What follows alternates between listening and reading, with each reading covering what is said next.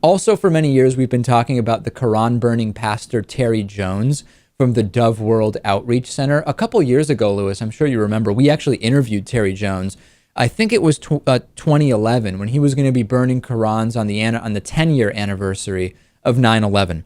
And it now turns out that, again, with a plan, this time he planned to burn yesterday 2,998 Korans at a Polk County park to mark the 12-year anniversary. Each Koran was meant to represent one of the victims, every person who was murdered by Islam, according to one of his news releases.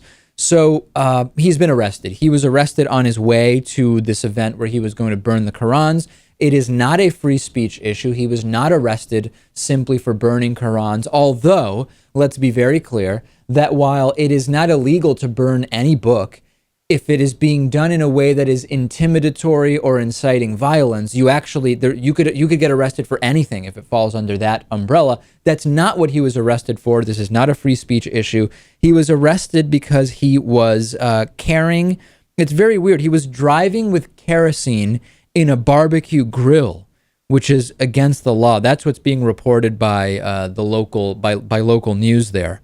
So when I thought about this situation, it kind of cracked me up. I mean, I am of course angry, and I think the guy's a despicable guy, but I'm picturing this fool with his propane. He's got a kerosene tank, and he's got all these Quran copies that are drenched in kerosene, and he's getting arrested and probably muttering under his breath, what the hell is going on here? There is something a little bit funny about the entire situation when you picture it.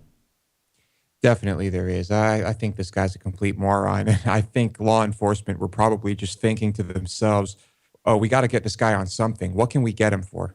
Well, that's actually interesting that you say that, because a lot of people do feel that this was, let's just figure out what we can arrest him for to detain him. And I got one email, and I'm assuming that there's other people who feel the same way, who think if police are going out of their way to simply use what some describe as over-criminalization to detain the guy and prevent him from expressing his free speech or whatever the case may be, that's actually not the way police should be operating, that's actually something wrong that they did. And other people think that it's great that police said, okay, we're not going to violate free speech rights, but we are going to figure out if he's doing anything illegal by the letter of the law. Which side do you come down on, Lewis? Well, I do think generally that would be wrong. Of course, if it came down to me, and I would be furious if a police officer just tried to figure out any way possible to have me arrested or detained to prevent me from doing something else. Obviously, that's not the way to go. Send me your thoughts on this. I have a feeling our audience will have conflicting views about it.